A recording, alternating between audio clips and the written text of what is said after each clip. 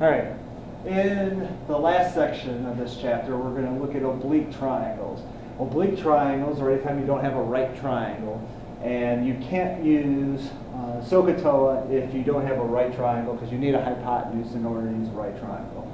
So there are going to be two options to solve for missing sides and angles if you don't have a right triangle. The first is going to be the law of cosines. The second is going to be the law of sines. So on the law of cosines, okay, here we're going to use, this is A, this is B, this is C, and again, side A will be across from angle A, side B will be across from B, side C will be across from C. Okay? Now, this looks like a really complicated formula, but it's really not that bad. Actually, if we get rid of this and get rid of that right here, this just looks like the Pythagorean theorem.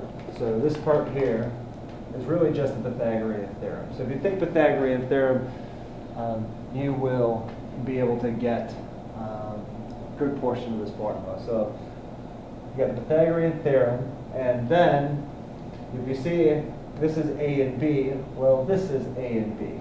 So you're going to take A squared plus B squared, then subtract off twice these same two sides, A and B, and then multiply that by the cosine of C. And C, angle C, will be the angle that's across from the side that's over here all by itself. So you can see this is angle C, this is side C. Now, in the formula above it, let's get rid of this. Notice that this was angle B. Well, the side by itself was side B. Here, this was angle A. The side by itself was side A. And over here, this is B and C because this was B and C. This is A and C because this was A and C. Just like this was A and B, so this was A and B. Okay? So the formula is the same. Okay? All you really need to understand is that whatever angle you're using, the side over here has to be the side that's all by itself. Okay?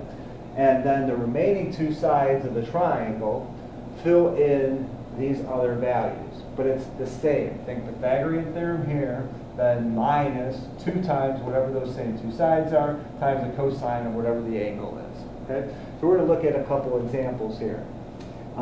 In order to use this, you are going to need to know two sides and an angle in between them. So, like these two sides, you need to know angle A. Or these two sides, you have to know angle B. Or these two sides, you have to know angle C. Or you could know all three sides. If you knew all three sides, you could then find the missing angle. Actually, you could find all your missing angles. Okay? So, what we're going to do is we're going to use this to do these two examples. Okay. That'll be in the next video.